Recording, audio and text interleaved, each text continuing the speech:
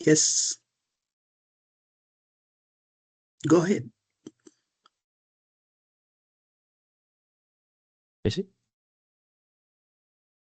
I can't hear you. I think Can his you guys headset might hear have me? just unplugged. We can hear you. We can hear you. Okay. Let's wait for him to come back. He has microphone problems sometimes, so I think maybe it could have been that. Okay, so he can ask me after class. Yep.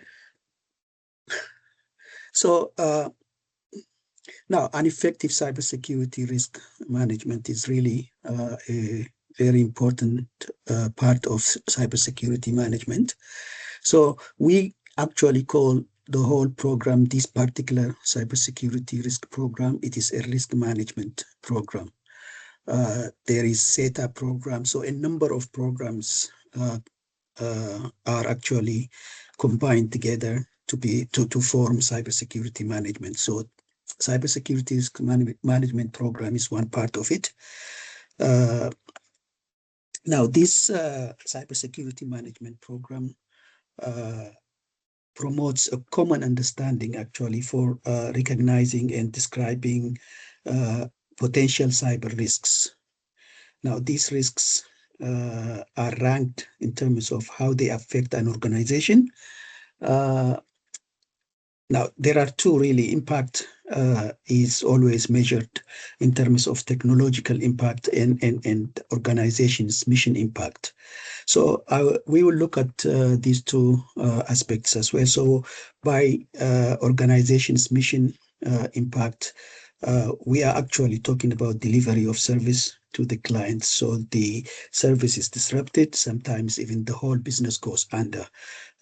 That is why we look at not only the technical aspects, but also the overall organizational impact. So this week we will be talking about these aspects.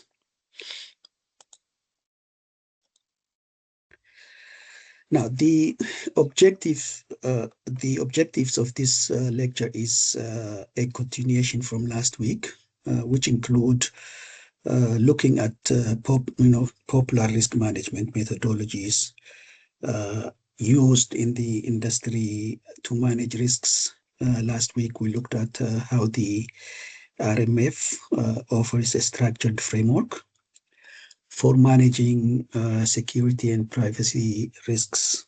Uh, the RMF actually includes risk categorization, control selection, implementation, and evaluation. So we'll talk about control selection, control implementation, control evaluation, and also whenever you buy or you recommend a control, a security control, you really need to justify the budget. So we will look at one way of justifying the control.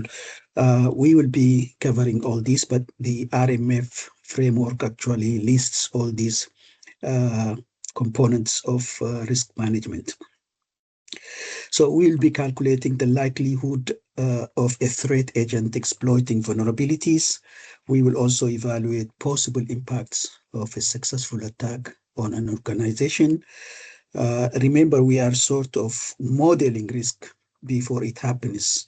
So we are not actually just taking what's already there, but we are, you know, uh, proactively trying to see what will happen if these vulnerabilities are exploited. Who will be the potential threat agents that will exploit these vulnerabilities? If they're successful, what will be the impact, both technical and business impacts on the organizations?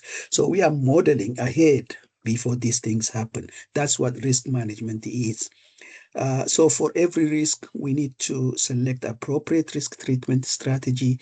So treatment strategy is basically mitigation strategies. So I'll talk about how we select appropriate strategies. We will evaluate security control effectiveness and discuss the process that you will have to do when you propose alternative security controls. First, we will look at every time we find a vulnerability, we will say, does or the existing security controls will be able to address this particular vulnerability. If they are not, then we have to actually buy alternative security controls.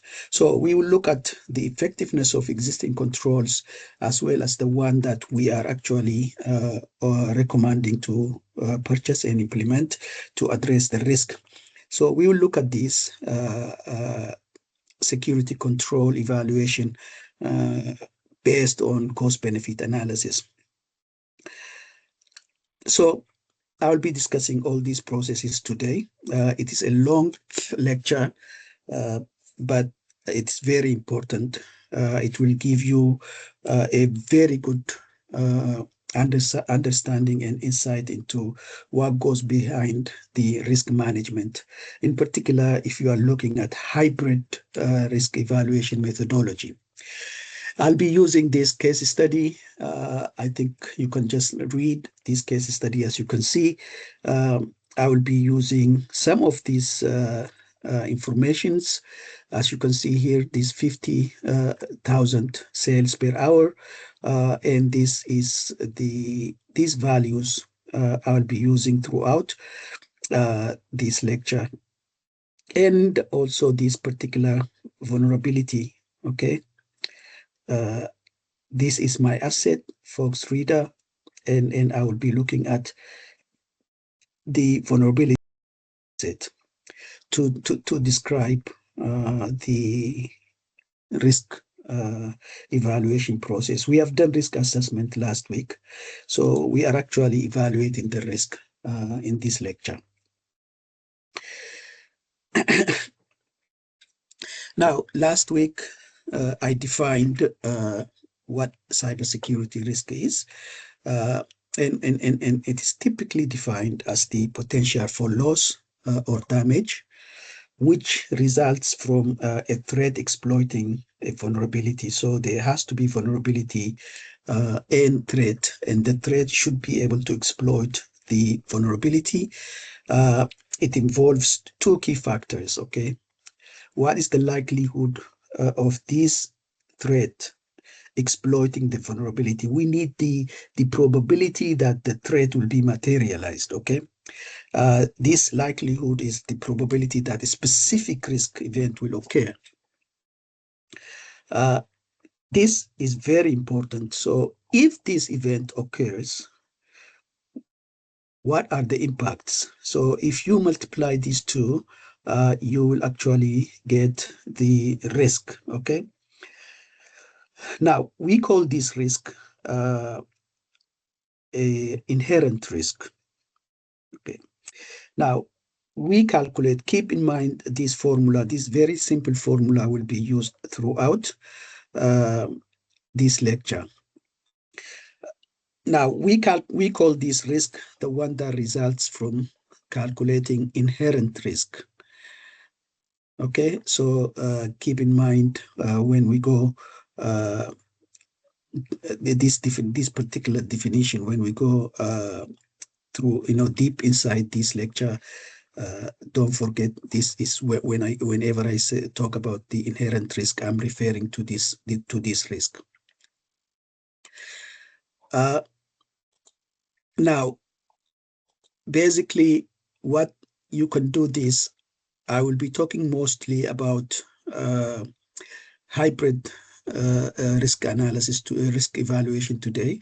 You can also use either qualitative or quantitative. Okay, you can say likelihood is very high, impact is very high, and then you use a table to actually determine the value. When there is likelihood is high and impact is high, the risk is very high. So these are the kind of things you can do, or you can actually calculate likelihood and calculate impact alone, and then combine them and then convert it into quantitative values. So I'll be talking about this in detail. Now, both ways are correct, but the one where you put subjective values here, saying high and low, you need a lot of experts knowledge, and you have to have a lot of surveys and interviews to really get the right value. Most of the time you get it wrong, but numerically, when you calculate it, it is much more accurate than just using the high-low values. Now, impact is, as I said, the consequences, the potential consequences of the risk, and likelihood is the probability that this event will occur. That means the threat agent will exploit the vulnerability. Okay. Now, this one, I give you this as a very simple example. We actually use this when we want to get a quick idea of a given risk. So we wanted to quickly determine what risk is. Really, it's not, a lot of it is not used, but we do actually use to determine quickly what is the value, what's the risk we are facing. And based on this, we go deeper into it. So we use this simple form to determine the inherent risk here.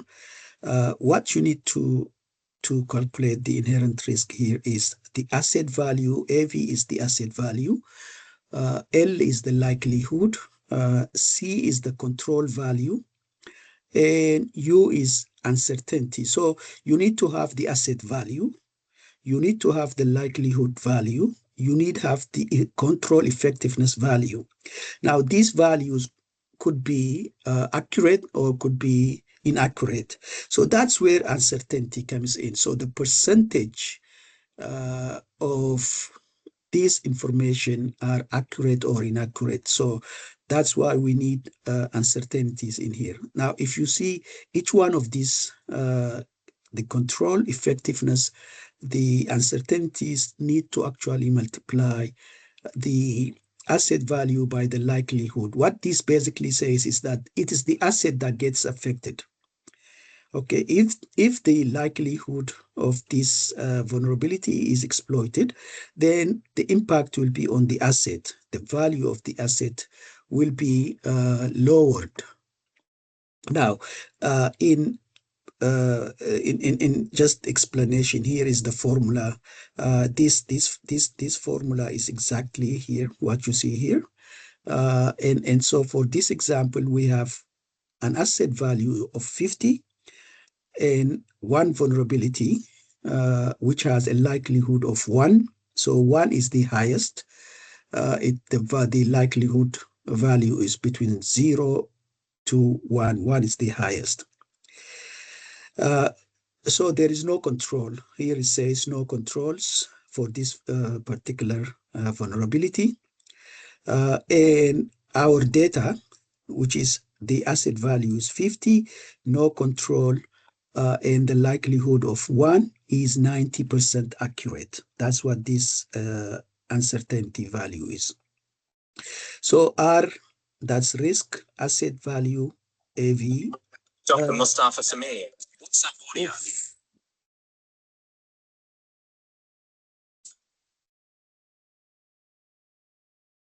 So, sorry. So you can see now, if I collect this value 50 and 1 and 0 here, because there is no control, and 90% accurate, 90. So 100 minus 90 is 10. So 10% is what we really need to plug it in here. You can see that 50 is asset value. 1 is the likelihood. We take away the control value because control, there is no control. That's why I put 0, 0 here. The rest is the same for asset value by the likelihood. Now, this is 10% because 100 minus 90 is 10. 10 is 0.1. And so you multiply that. Now, if you actually calculate this, you will get 55. This one is 0, so 50 minus 0 is 0. If you multiply this by 0.1 by 50 is 5. So 50 plus 5 is 55. Now, we say the risk, if this vulnerability is exploited, the inherent risk is 55. So this is a quick way of determining the risk.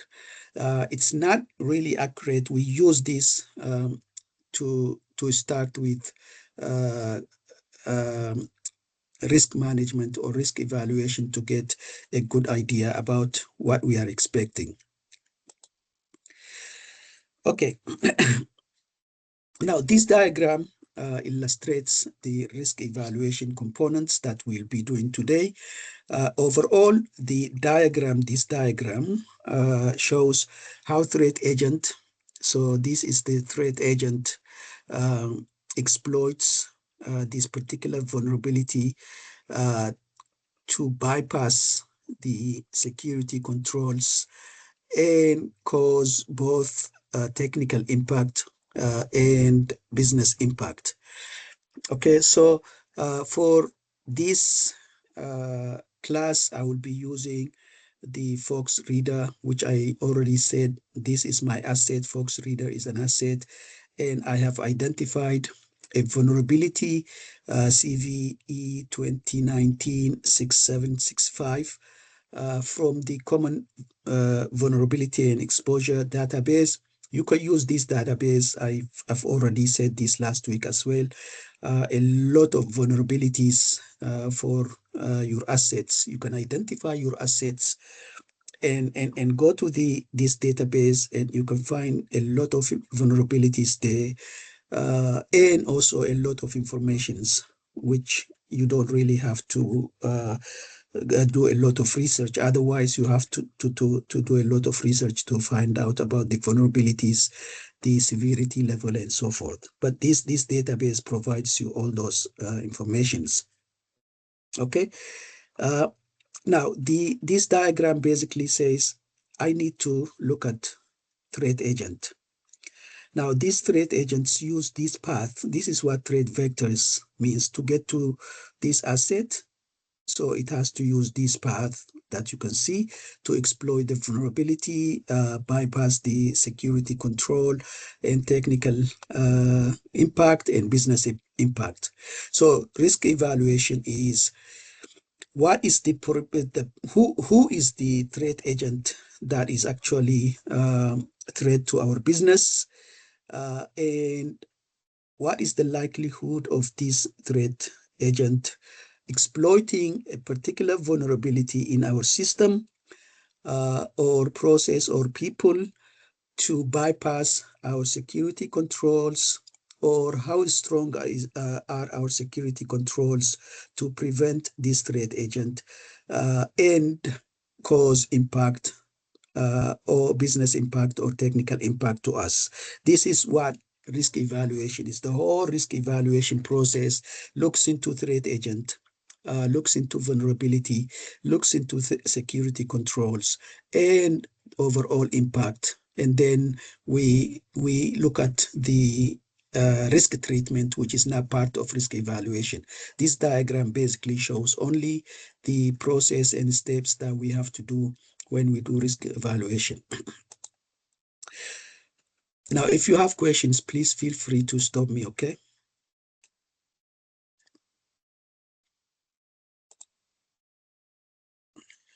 Okay. Now, you can see this table.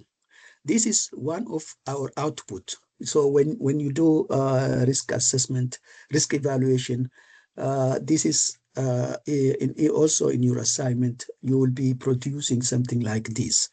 What this basically says, this table summarizes the threats and vulnerabilities, risks, impacts, and priorities for the asset, each asset.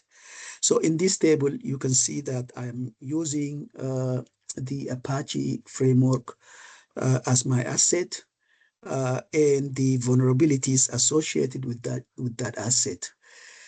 Now I need to determine the type of threat agent that will be exploiting this particular vulnerability, the CVE vulnerability, And once I determine this threat agent, I need to also calculate the likelihood of that threat agent exploiting the vulnerability.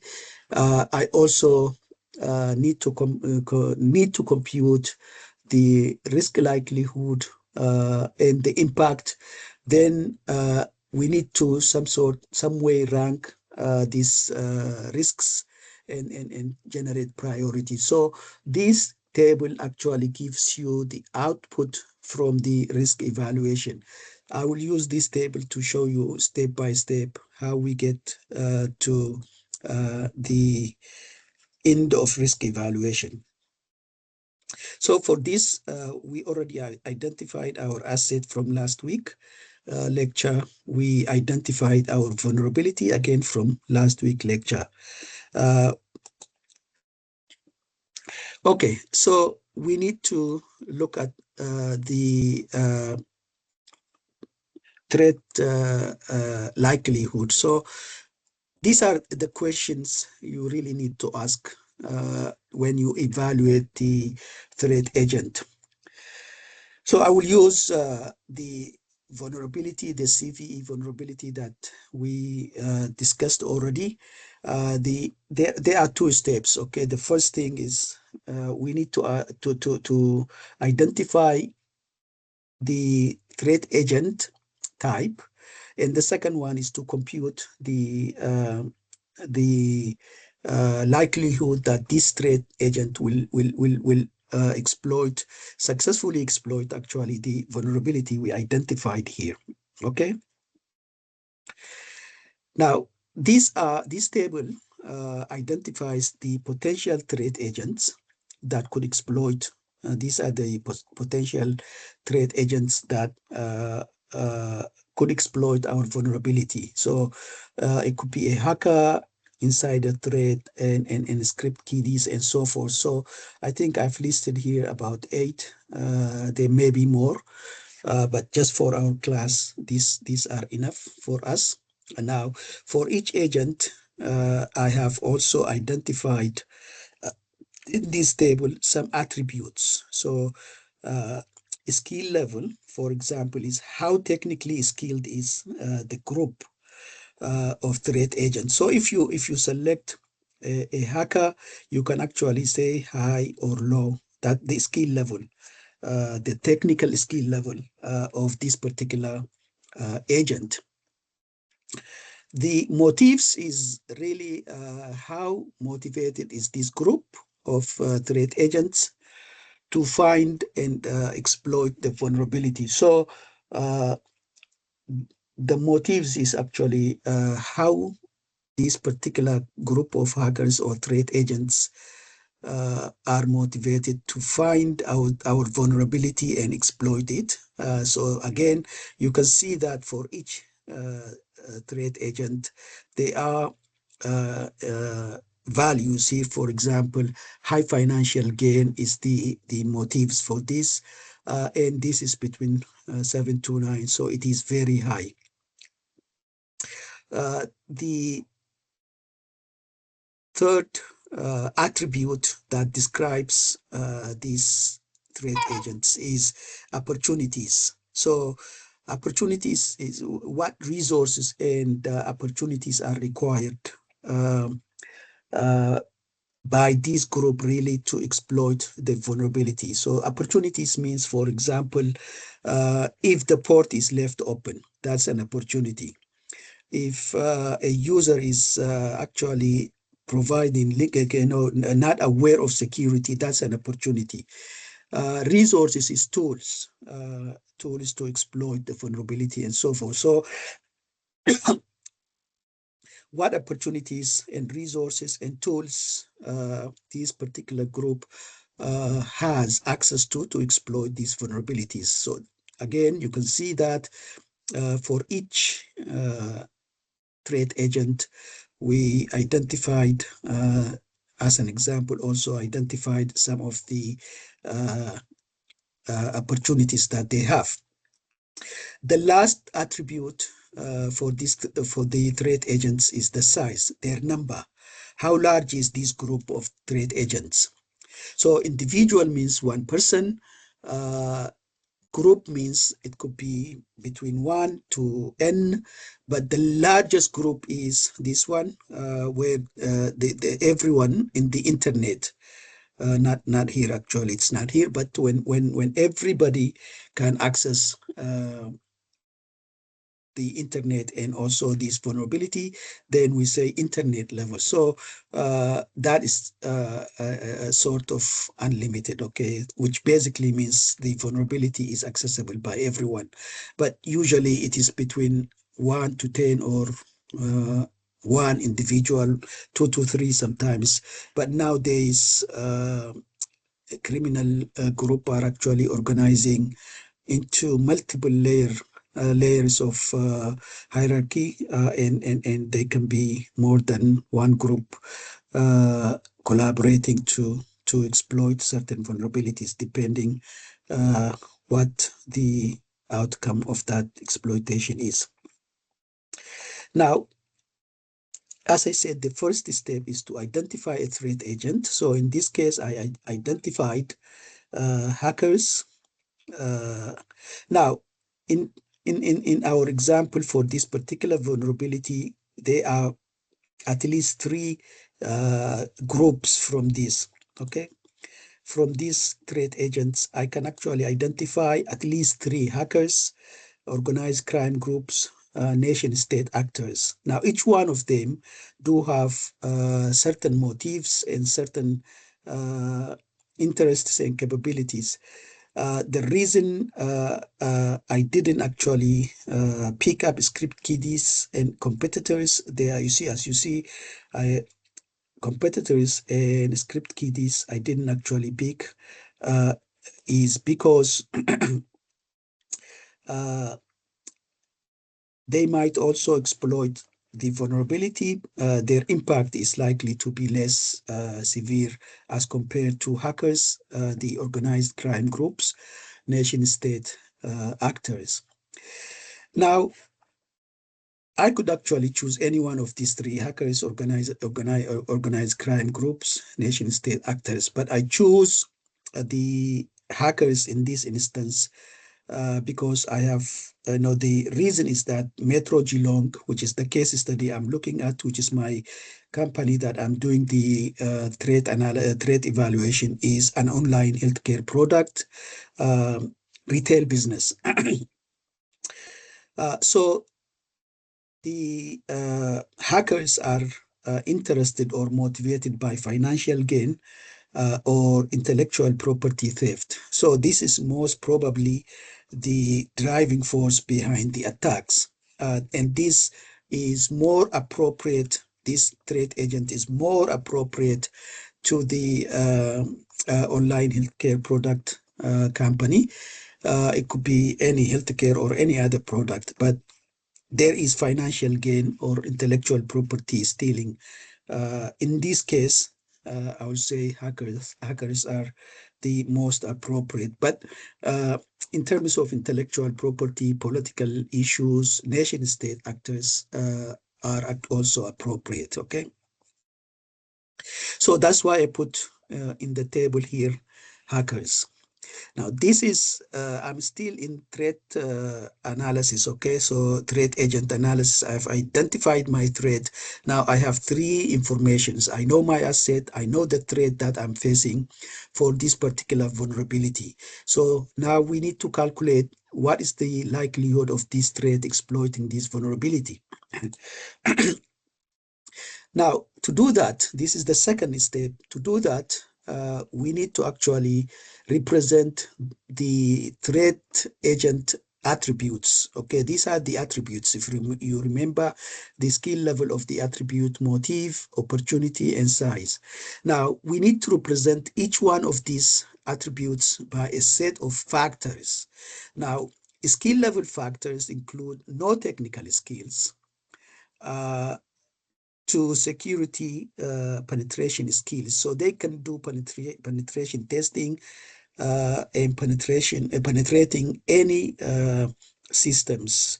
So they very technically adept. So this is the highest. So this is the lowest. Now, you can see that each one of these attributes are actually described by 5-scale point system. So the values in the bracket actually represents the numerical value score assigned to each factor. So these are factors: low reward, limited reward, and these factors collectively represent each attribute. So for this attribute, these are the factors we use.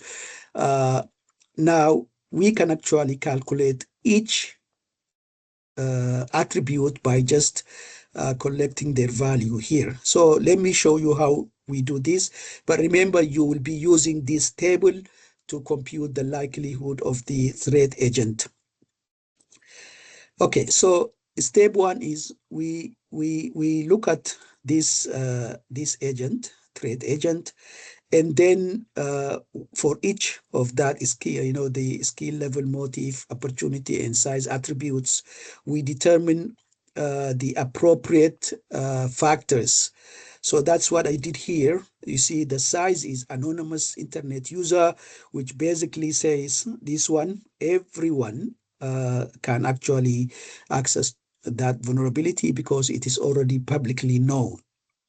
So since the vulnerability is publicly known, anyone can actually try to exploit that vulnerability. That's why we have selected this. When I say it's known, because I already went to that database, CVE database, and obtained it from there. So anybody can go and find more information about these particular vulnerabilities. That's why we have anonymous internet user, which is the highest 9. Skill level, some technical skills, and motives, possible reward, and opportunities, special access or resources required to really exploit that vulnerability. So I have selected this as an example, these factors for each attribute. Now I just have to use this formula. So I sum up all the attributes, the values. You know, these are the values: 9, 3, 4, and 4. And then divided by 4. The 4 is because there are 4 attributes here: size, skill, motive, and opportunity. So this will give me the average value for this to represent the likelihood of threat. So this 9 came from here. 3 is for the skill. 4 and 4, I think, possible reward, and 4 requirement opportunities. So if you add and divide this value, you will get 5. Now, what this says is that threat likelihood to exploit this vulnerability is 5. So keep in mind that we need this, okay? Remember, in the first formula, I told you to keep in mind so that we will be using it. That's where we will be using. Just hold a minute. Okay, now, the second thing that we need to actually do is the vulnerability analysis. Now, it's basically very similar process, and we want to really find out what is the likelihood of this particular vulnerability is exploited by the selected threat agent. We have already identified threat agent, and now we wanted to reverse in terms of likelihood.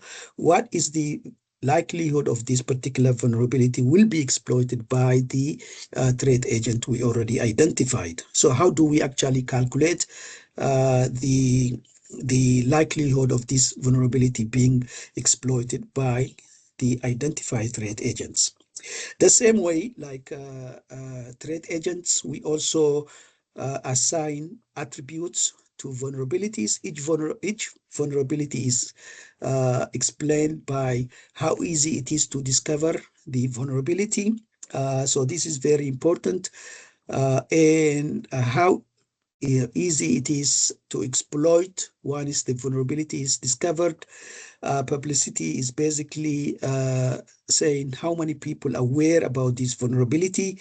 Is it widely known, or it's just within the inside, or developers only know about it, or researchers, or everyone. So the publicity is basically who knows about this vulnerability.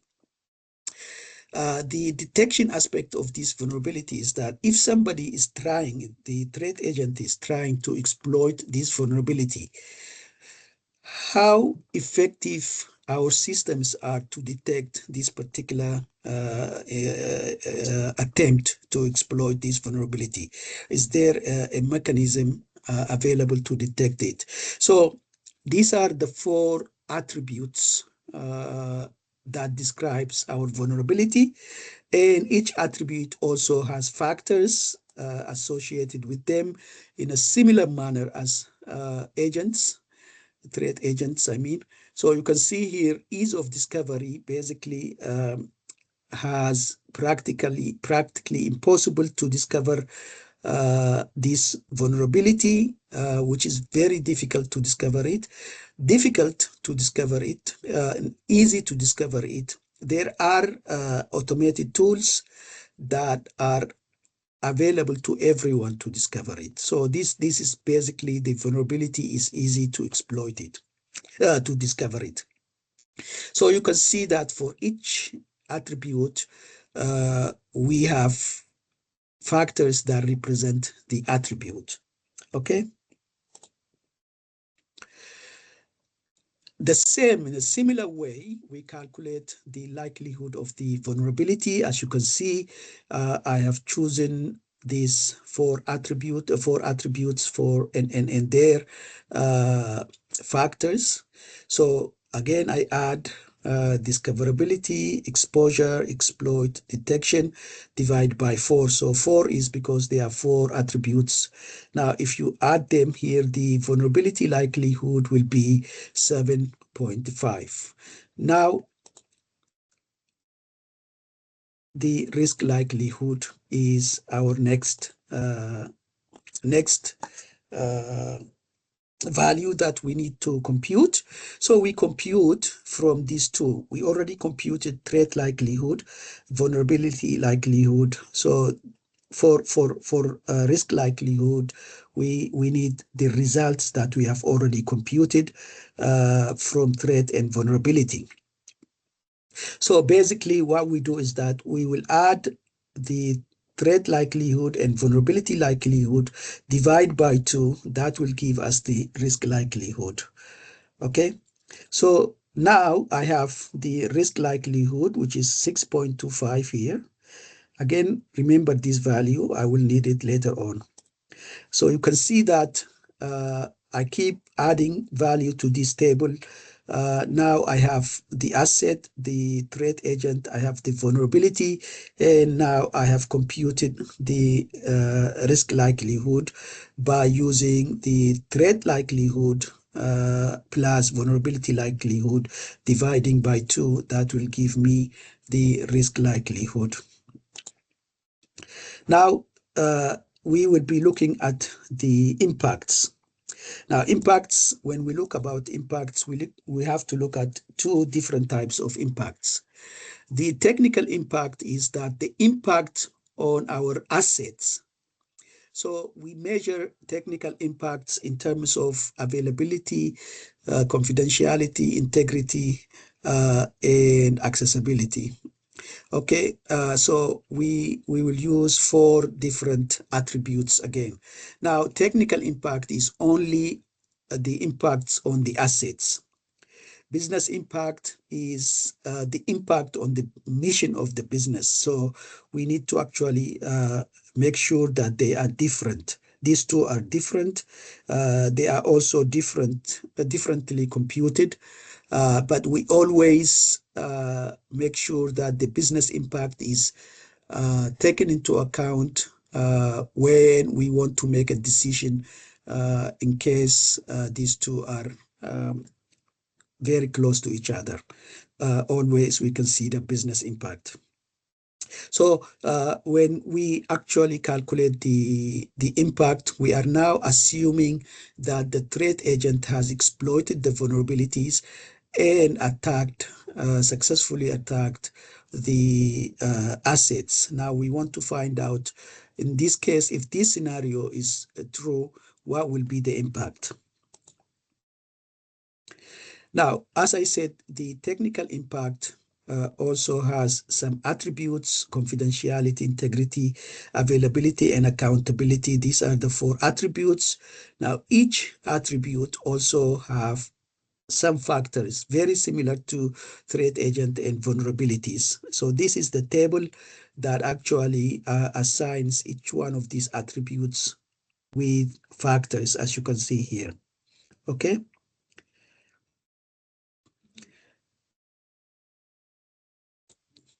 Now, to calculate the impact, technical impact on this particular vulnerability, I have chosen, as you can see, for confidentiality, I choose considerable information disclosure if this vulnerability is affected. Integrity is modification, as you can see. Availability, there is reduced performance, which is scale 5 assigned to it. The authentication is basically the accountability in terms of authentication is not required to exploit the vulnerability. So you don't, in other words, you don't need to have password or multi-factor authentication system in place. It is just straight, you can go and exploit the vulnerability. So that's why this is very high. Now, to calculate the impact, technical impact, so we need to add these values and then divide by the number of the attributes. This is what you can see here. 7 is from here. 1 is from there. So we plug into this formula that values and we get 5.5. This is the technical impact, okay? In a similar way, the business impact is calculated. The business impact also has attributes associated with it: financial damage, reputational damage, non-compliance with regulation, and the cost associated with it, privacy violation, again, using these 4 different attributes for business impact, and each attribute is also assigned some factors, 4 factors, as you can see, and we will be using these factors to compute the business impact. So you can see each one of them assigned 1, 3, 7, 9, and so forth. Now, in a similar manner, for this particular vulnerability, the business impact, if this vulnerability is exploited, we have picked up from this table, okay?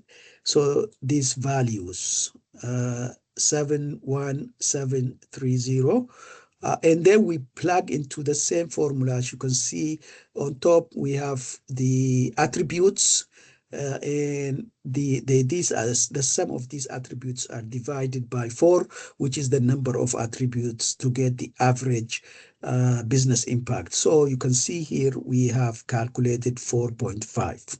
Okay. Now I will now update this ongoing table. I know the technical impact 5.5, the business impact is 4.5. So we have gone so far here. Continue with this. Now, we need now to determine the severity of the risk. Now, we are actually working in this column, okay? So this is where we are now need to find the value. Now, to do that, remember we have these numbers, right? These 3 numbers. Keep this in mind. These 3 numbers, they're very important. Now, we need to actually convert them into low, medium, and high. So we use this mapping table. For example, so I already have it here in this table. The threat likelihood is 5. If you remember, the vulnerability likelihood is 7.5. The overall likelihood was 6.25. Okay. Now, if you take 5 and look at this mapping table, so 5 lies between 3 and 6. So the threat likelihood is considered medium in terms of qualitative. Now, 7.5, we take that 7.5, it actually lies between here, 6.0 to 10. That is high. That is why I put high here. Now, what about 6.25? Anyone? Is it high, medium, or low?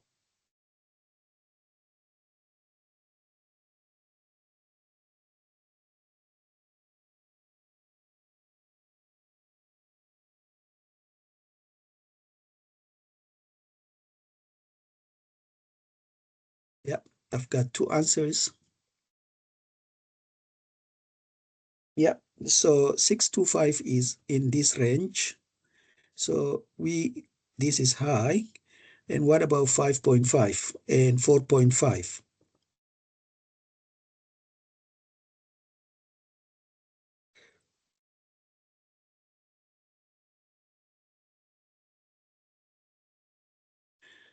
Both medium. Okay, both medium. Correct. Okay, now you can see we have technical impact is medium, business impact is medium. Okay, so that is where you can see, again, we make some sort of mistakes, even though this is 5.5 and this is 4.5. There is one scale difference between these, but they both actually become medium. Okay, so now we need to use this table, risk level matrix table. Remember the first slide when I say risk is likelihood times impact. So this is the formula that we started with. Now to determine the technical severity rating, because I'm looking at that column that I told you. So we need to actually rate the severity level. Remember the likelihood from this table.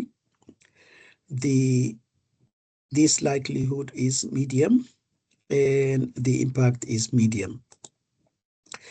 So this is high, this is medium. So the likelihood is high. The impact, which is the technical impact, is medium. Okay, so now I will take this value, high and medium. High is likelihood, so the likelihood is this is high. And medium is the impact. Impact is horizontal, so I go like this, medium, and so it's here. So this is where the intersection between the likelihood and impact is here. So the technical severity level is high. You do the same thing for business severity rating, high and medium. So it is the same high. Now, even though we calculated the technical and business severity level as high, the overall severity level is medium. Why? Anyone?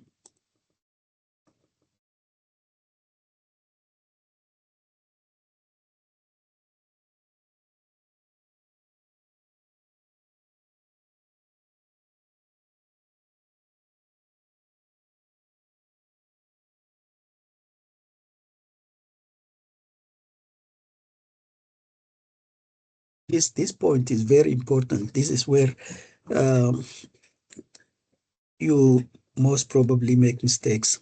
Now,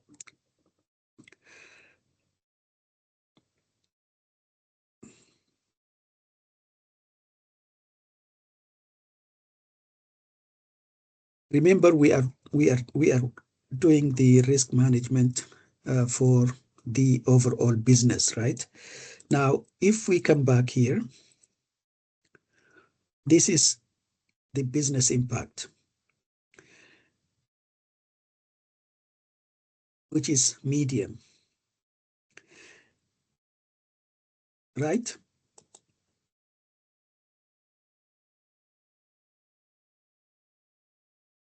So looking at the impact that we just looked at of the risk on the business, we calculated to be medium.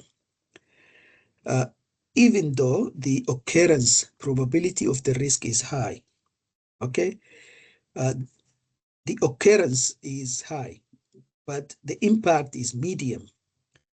Therefore, the overall severity is best described as medium. So that is the reason why we actually decide the overall severity is medium. We look at the business impact and then we say, okay, even though the risk probability of occurrence is high, the impact is medium, the overall severity is medium.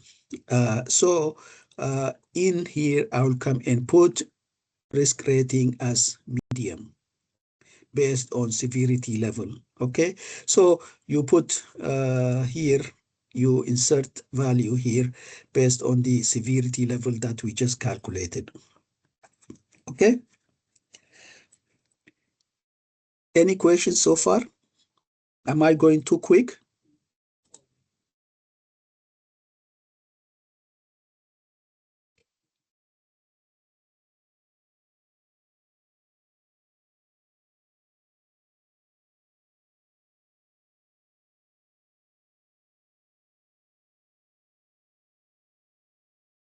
Okay. Nobody responded, so that means I'm not going quick.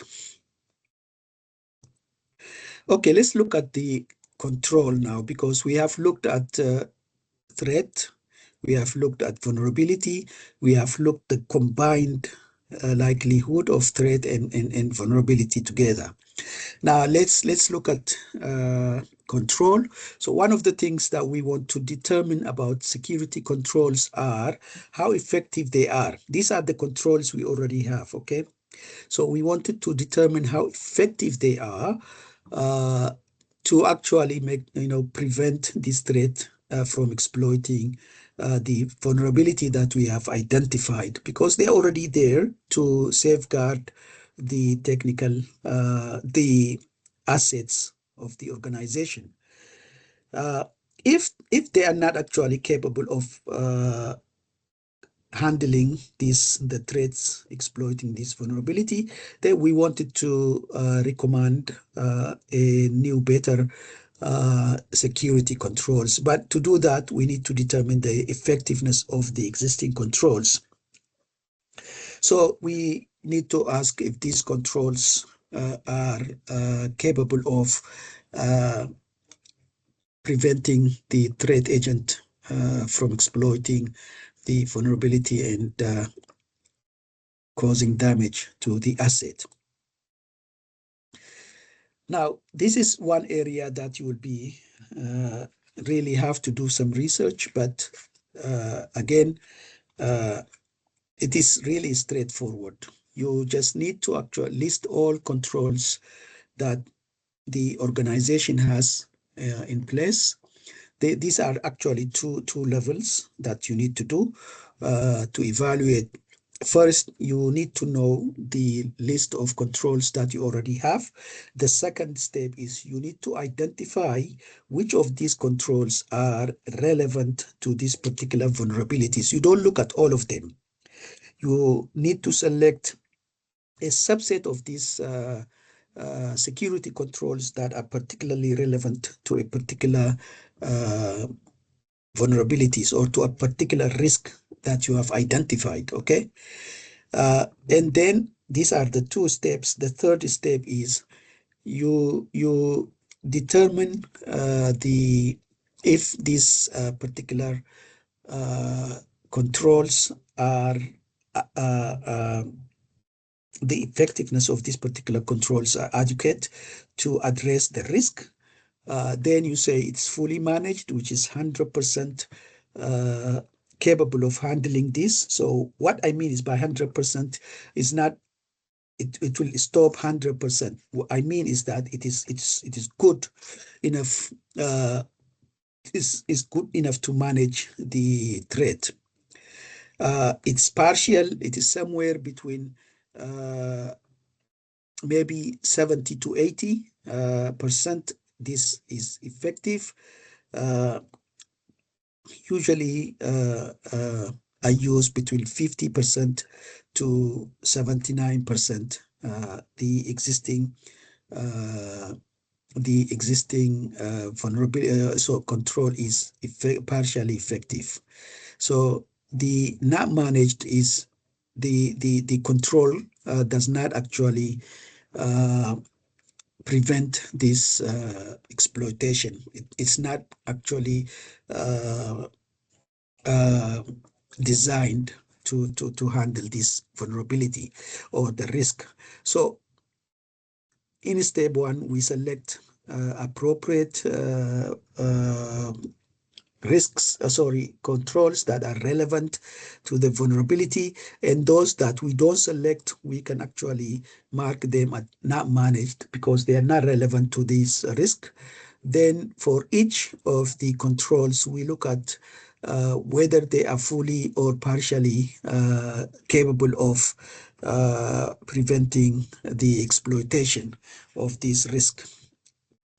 So this is basically what we do with the controls. Now, let us look at the Metro Geelong controls.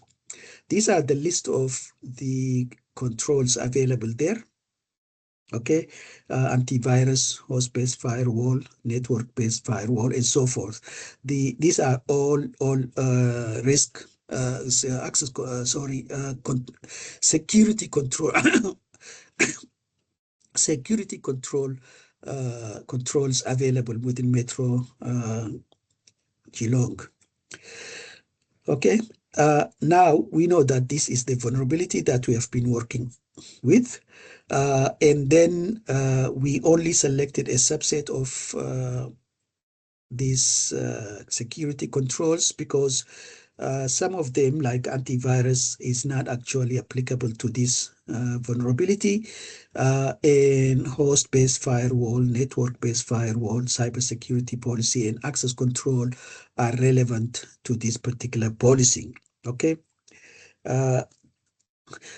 So does intrusion detection system and antivirus, but they're not really very high. So you see that we can rank the relevance of each one of these assets, security controls, which are assets, right, actually. So you can see host-based firewall is low, and so the highest here is automated patchings, which we don't have here.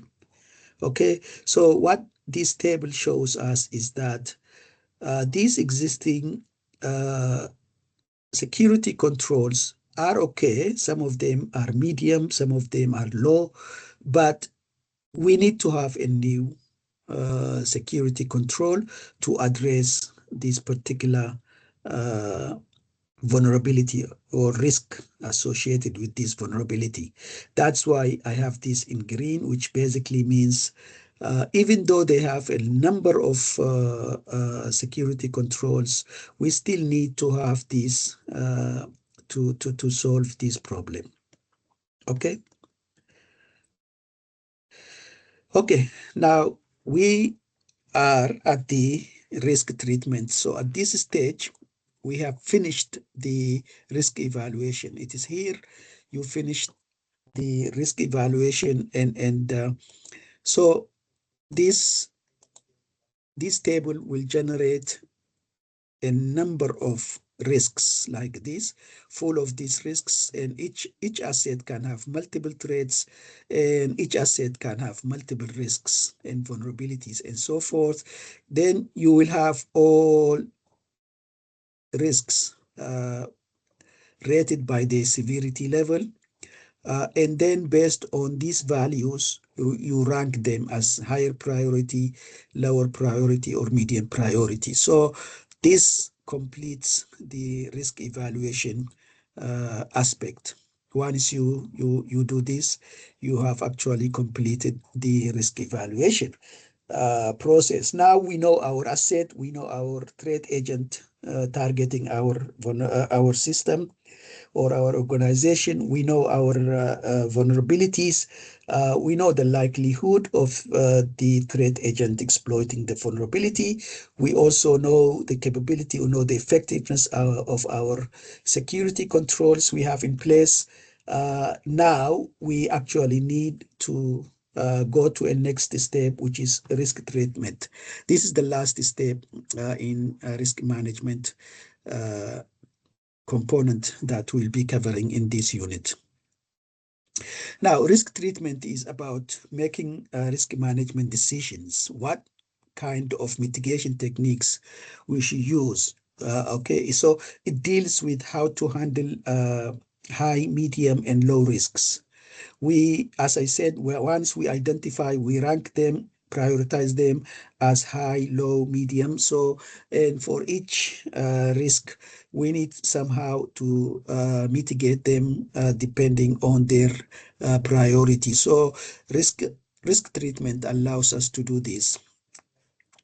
Now, there are four different, as you can see here, there are four different types of risk treatment strategies.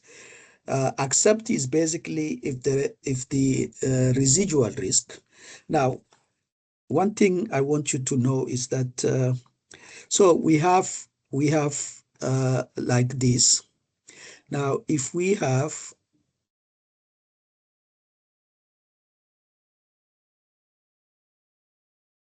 so let's say from here to here, this is the entire risk, okay? From here to here.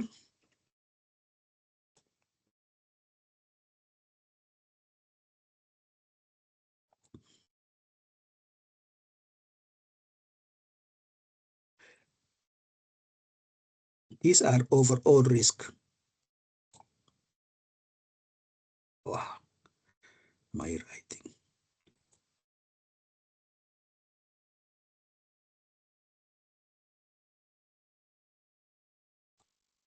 Okay, so these are the overall risk. Now, let's say we have implemented a new control, or the existing control can handle up to here. So we say this part, okay, this part is mitigated risk. This part is the remaining risk, okay? So this part is what we call residual risk, which is remaining risk.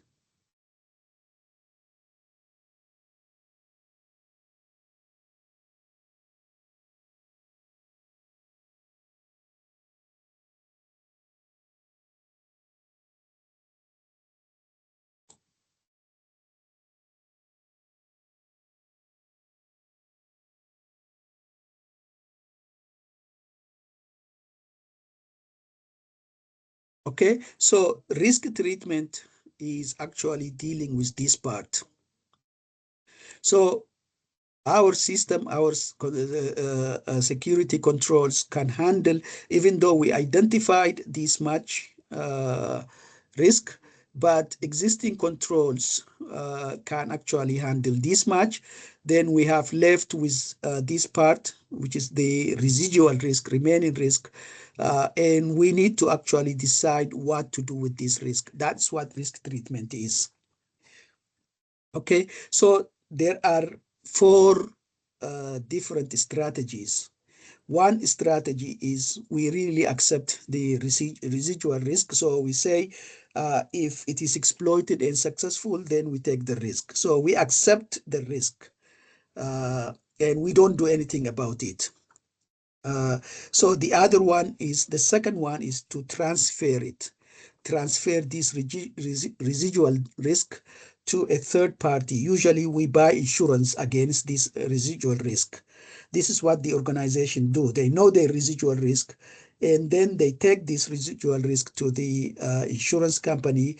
Insurance company looks at the documents of risk analysis and evaluation they did, and based on the result, if they agree with this is the residual risk, then they give them the value for insuring against this risk. So this we call risk transfer.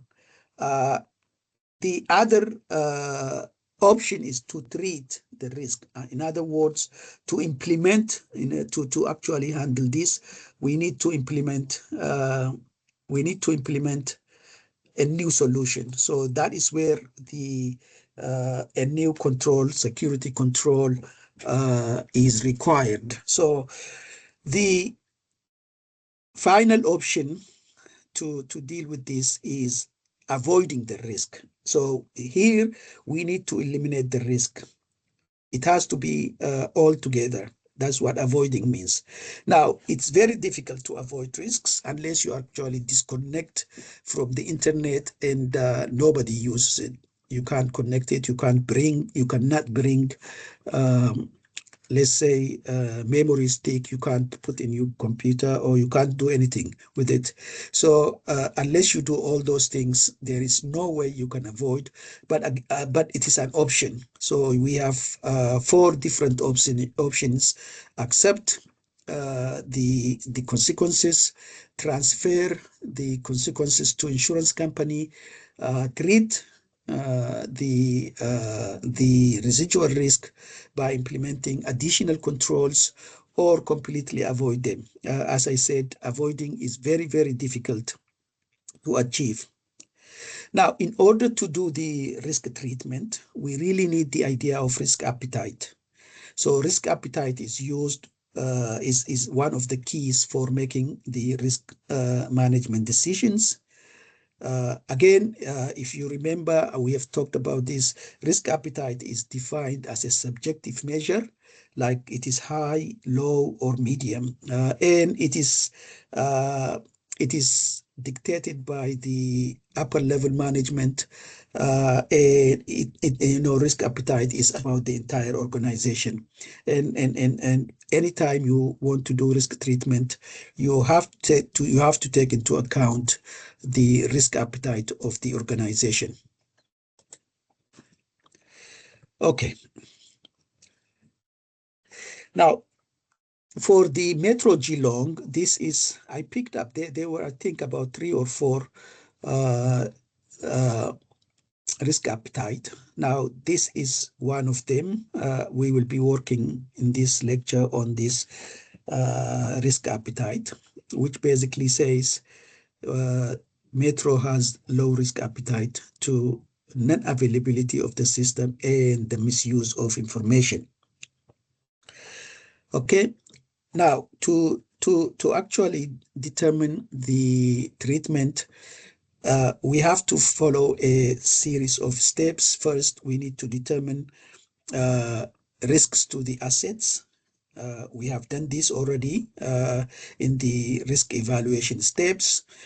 And if you remember, I told you this is called inherent risk. And so we choose a particular security control that will mitigate the risk to some degree. We have already done that. If you remember, this is the automated patching that I said, well, this is what we wanted to do. Now, remember, there is no security control that could 100% eliminate the risk. So if, say, for example, that the patching we put in place, for example, could secure 90% of this residual risk. So in other words, 5% of this risk will be remaining. The rest of 95% will be covered by patching. So that's to make sure that there is absolutely no security control that will be able to eliminate 100% everything. Now the remaining, if it is 90% effective, the risk appetite will be 10%. That's the remaining risk after we implemented the new security control. Okay. So to determine the appropriate risk treatment strategy, we need to first determine the residual risk. Okay. Now, the inherent risk, as I told you, we calculated from the likelihood multiplied by the impact on the asset or on the business. We use that as inherent risk. And then we need to determine the control effectiveness. This control is the one we decided to add. So how effective is this control? Okay, so now for Metro Geelong, we can actually calculate the residual risk as 1.4, okay?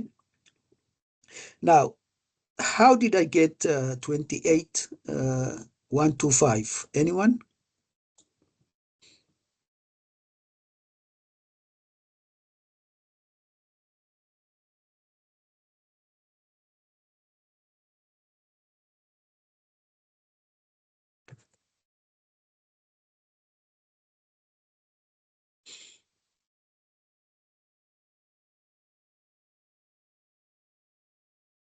Okay, so this 28.1,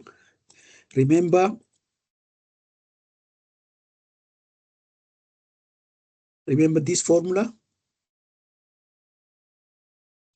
So what is the likelihood? I think 6.25, right? 6.25. And we said we chose the business impact, right? So we say medium, which is the business impact. Now, if you multiply this by this, you should be able to get this value, 28.125. Can any one of you substantiate that? Anyone?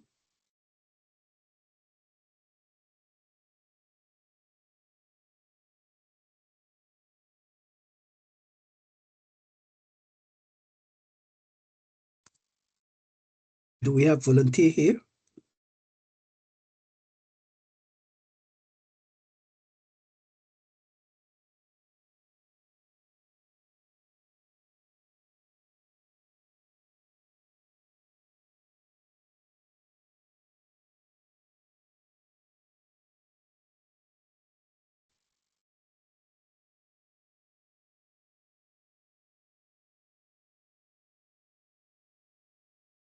I think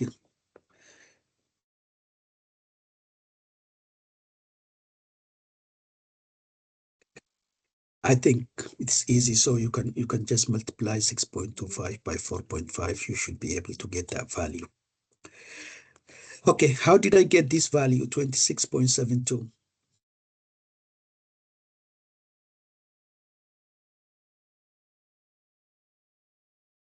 Anyone? Now remember, this number, this 28 point whatever came from this, but a lot of students will ask online. They will forget this. So how did we calculate the second value? Control effectiveness. So we are looking at the automated patching, okay? So we are looking at automated patching.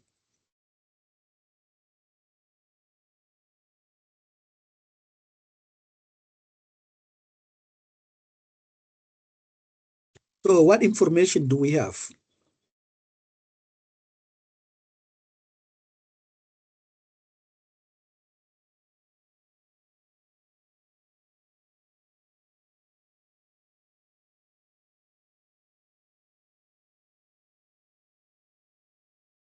Anyone remember?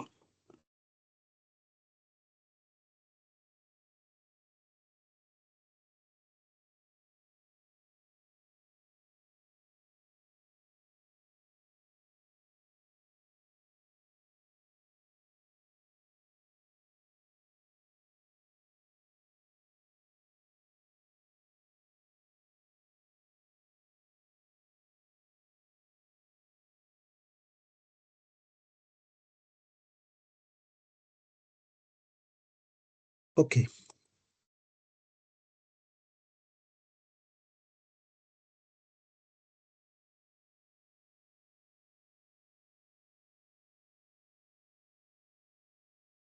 Now, if you go to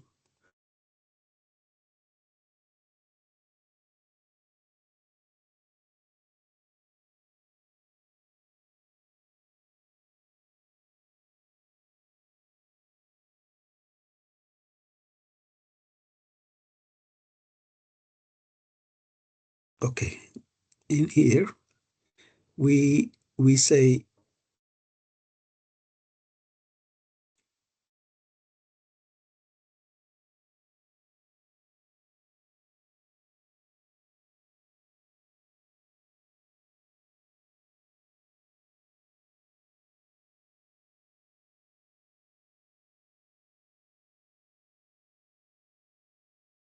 where is that information? Okay.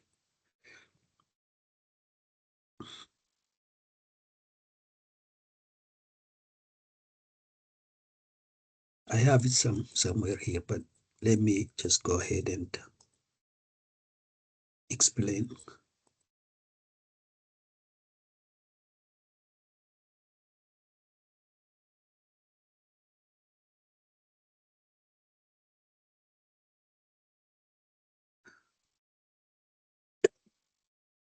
So we actually said somewhere, I can't find it, but now I will be able to find later on. We have the patching is able to actually control up to let's say 95% of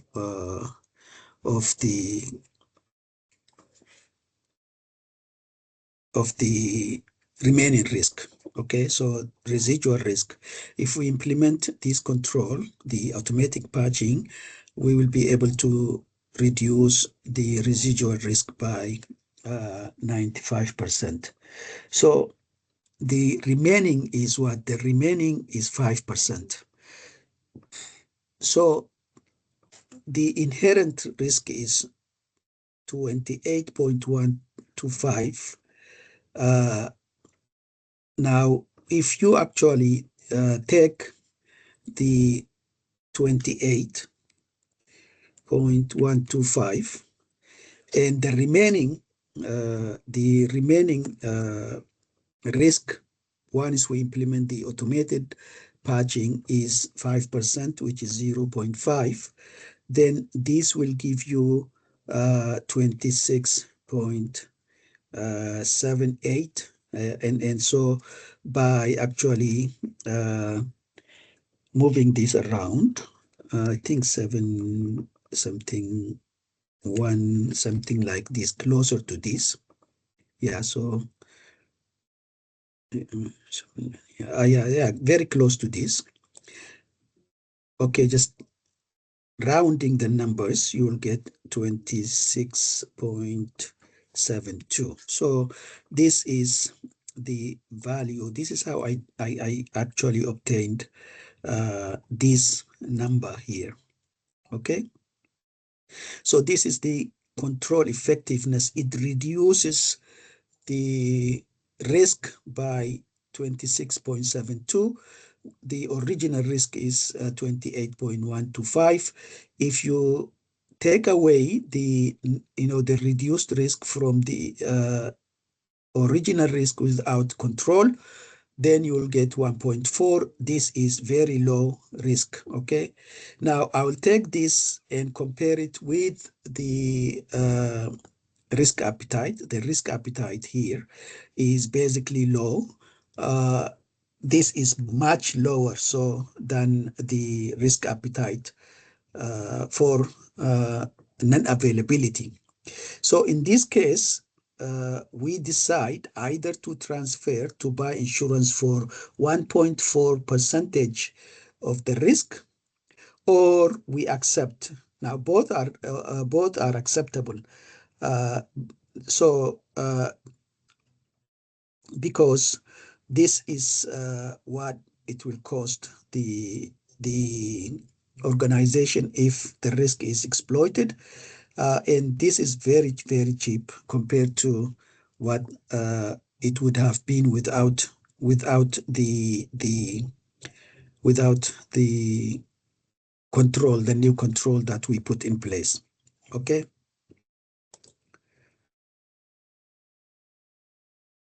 Okay, now we wanted to purchase that automated patch management machine, sorry, system or solution. Then we need to actually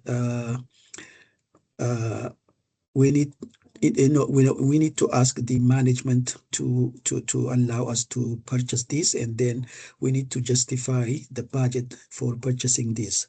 So one way to do this is we need to determine the recommended security control, which is automated patching. It is worth in terms of preventing the organization from being attacked, and that risk is reduced. So we have the following information. If you remember, the system is reduced, the patching, automated patching is capable to reduce the risk by 95%, only 5% will be left. That's from the previous slide that you can see. And also from the first slide, the annualized cost of the software plus maintenance. So this is 50 per machine. Now, Geelong has, I think, 200 machines.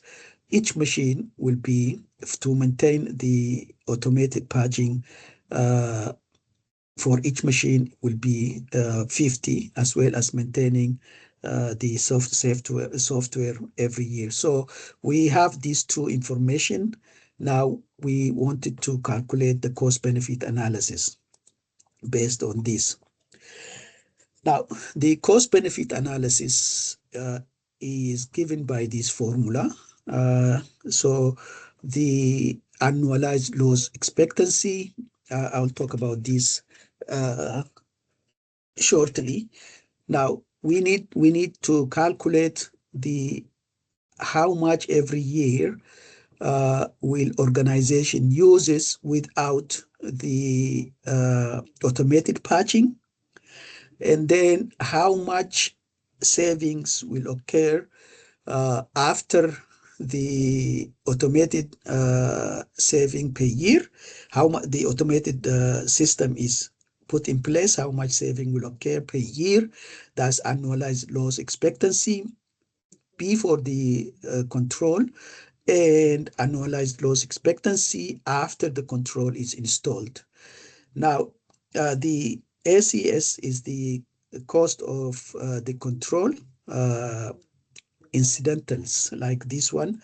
So we need every year to maintain, we need $50 per machine. Okay, so we use this formula. This basically says the cost per year per annum if we don't use this automated patching. This is how much we save per year, and this is how much it's going to cost us every year to maintain this particular security control that we are proposing. Now, if the CBA result is greater than 0, we can actually say we go ahead and purchase. If it is less than 0, we reject because it's not effective, cost effective to deploy this particular control.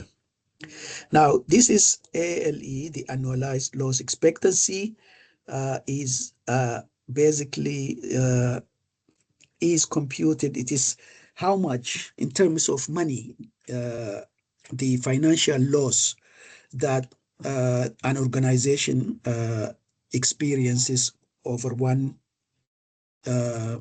year, so over 12 months. Now, if security incident happen, how much money this organization loses. Now, ARO, which is annualized rate of occurrence. Now, the incident can be, the security incident can be 1 time, can be 2 times, can be 3 times or more. So ARO, which is annualized rate of occurrence, is the frequency of these security incidents. How many times security incidents will occur per annum. So that's what this particular variable captures in here. The SLA variable is basically single loss expectancy. Remember, this says how many times this incident will occur, and each time, what will be the cost on the asset. SLA is single loss expectancy, and it is the financial loss for each incident. So the way we determine SLA is by using what is called the asset value and exposure factor. Okay, so if the exposure factor is 1, the exposure factor can be between 0 to 1. If it is 1, that means 100% the asset is destroyed. This is exactly like saying the insurance company saying your car is actually totaled. So the exposure factor is 1. Your car cannot be repaired. That's 1. But the exposure factor is between 0 to 1 at most. But the asset value is different. Based on the asset value and how much this asset is exposed to risks, we can calculate the financial loss per incident. Each incident on the asset, how much it is exposed to the risk, then we can calculate this value, plug it in here, and determine the number of times that the incident occurs. That will give us the total financial loss per year, which is annualized loss expectancy. We use this before we installed the new security control, and we know exactly how much it's going to cost us. And then we use it after we control the security. We calculate annualized loss expectancy. The new security control shows improvements. Okay, so most of this information, the exposure factor, the ARO, annualized rate of occurrence, are collected from historical information. You can actually pick it up from online data, but it's not examples. Okay, for your assignment, there are a lot of examples for calculating this. Don't pick up those examples. It is just look at the actual data from websites or other risk analysis documents. But when we do this, actually, we know that the asset value is mostly known because a lot of people with expertise there. If it is physical assets like laptops, we know. But most important thing in the laptop is not the physical aspect of it. It's very cheap to replace it. It's the information, the digital information that this laptop has, which is very important. So when you calculate asset value, you need to actually add the data, the information that it has, and the value of the laptop. So this is the sum of everything that you have about this particular asset that you are trying to analyze. So we know that as we looked at the asset value, we can estimate it, we can calculate it, we can look at market value, all these. They are also experts in-house. Most of the organization has experts who know approximately very close value of assets. And a number of incidents occurring within the organizations, we have pretty well ideas how many times each organization gets attacked.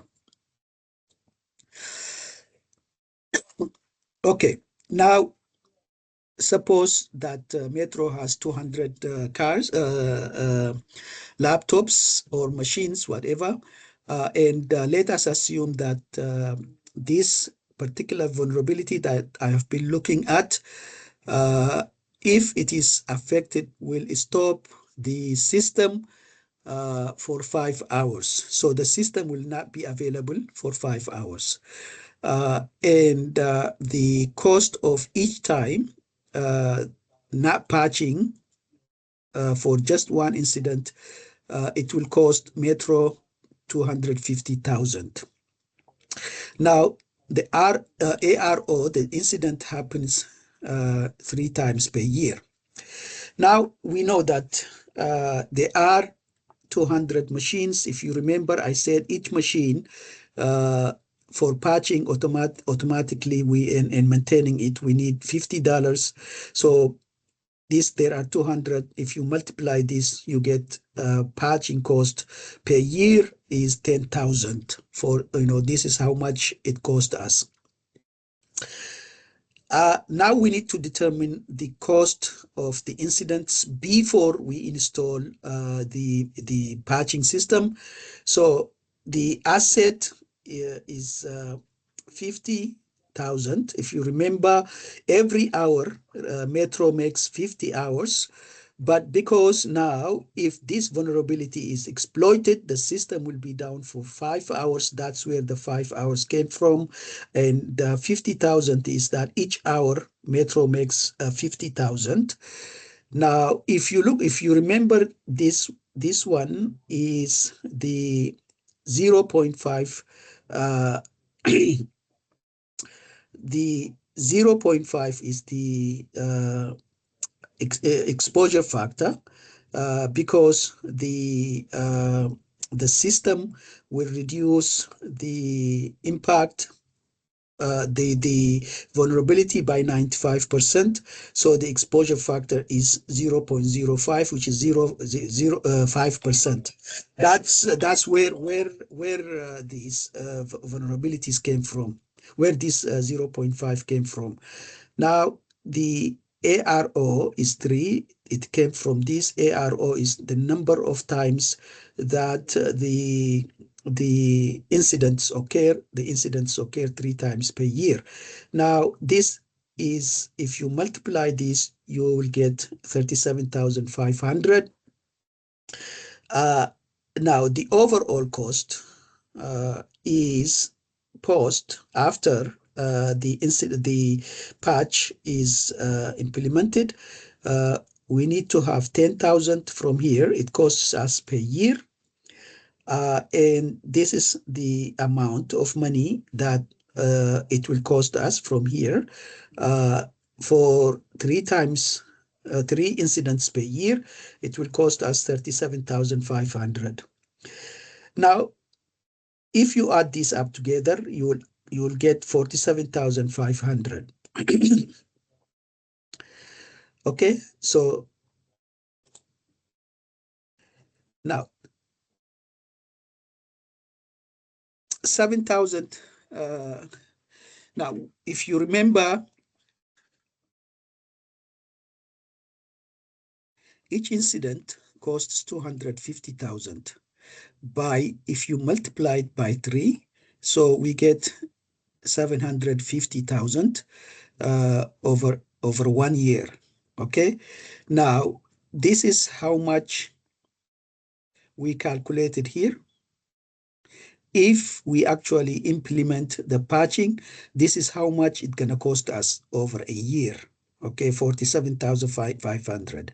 What this basically says, instead of costing the Metro 750,000 per year, it will cost 47,500.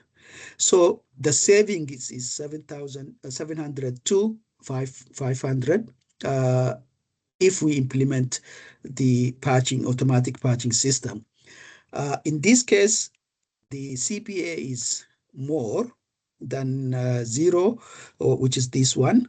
Then we actually recommend and justify that if we implemented the automatic patching, we make substantial savings from this from the exploit affecting or causing the risk to the organizations. So this is how we justify each incidents and purchasing or justifying the budget for buying the automatic patching. Okay, so as I said, these are the strategies we need to choose. I've already said we need the risk appetite and the remaining risk to calculate and decide. So if the remaining risk is less than the risk appetite, we can transfer or we can accept. But if it is more, we can mitigate. And if it is even higher, then we will try to avoid the risk at all.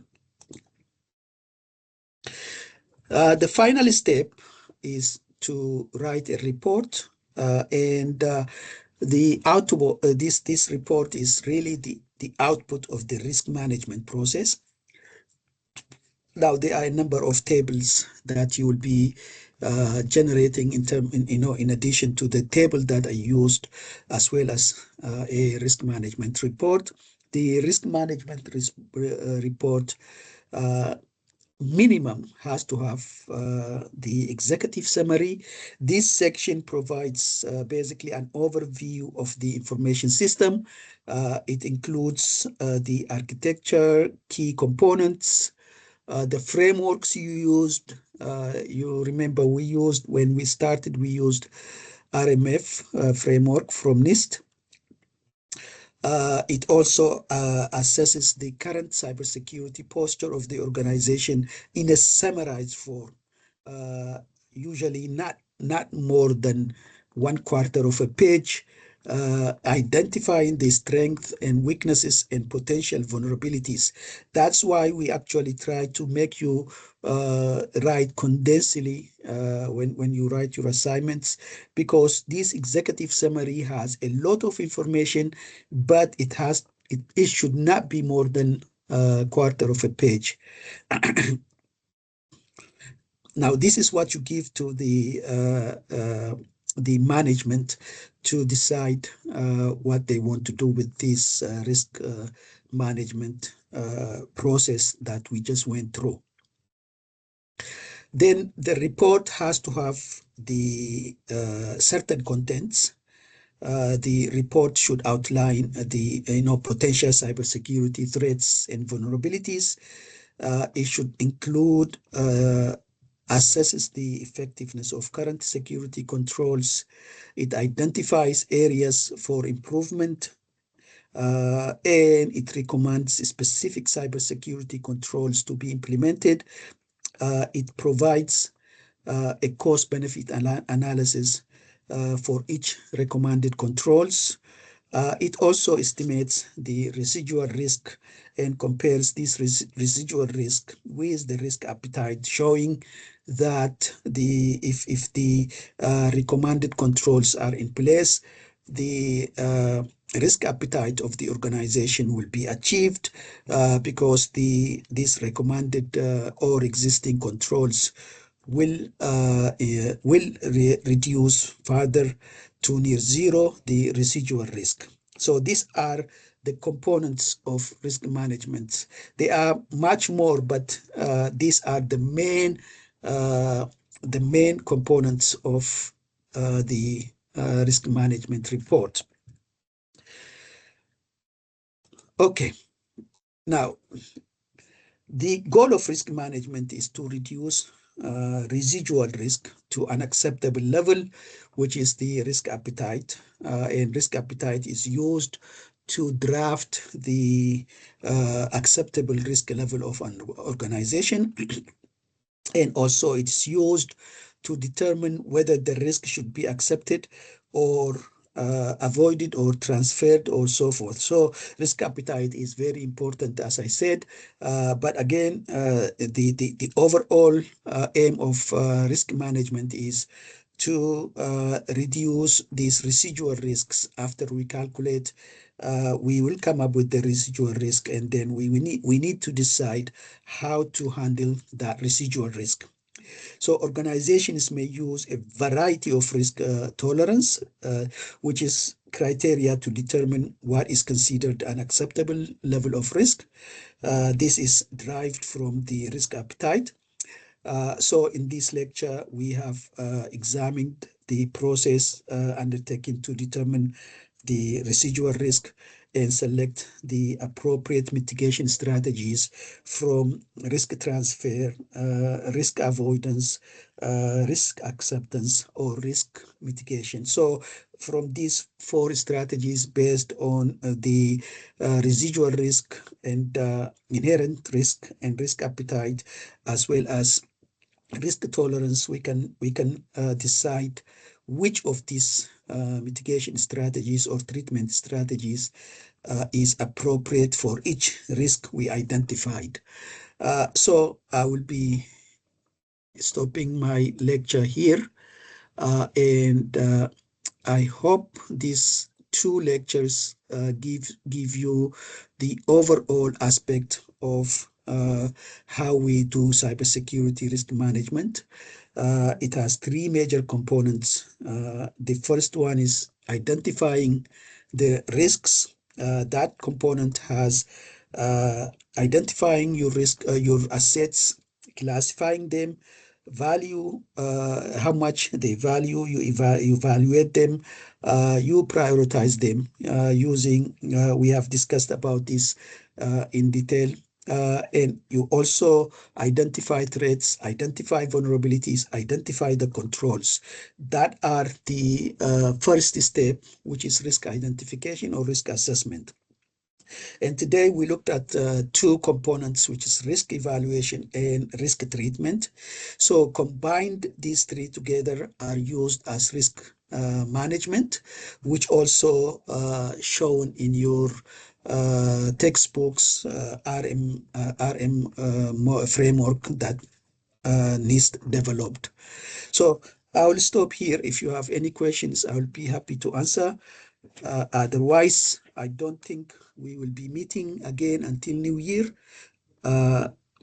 This is our last lecture, right?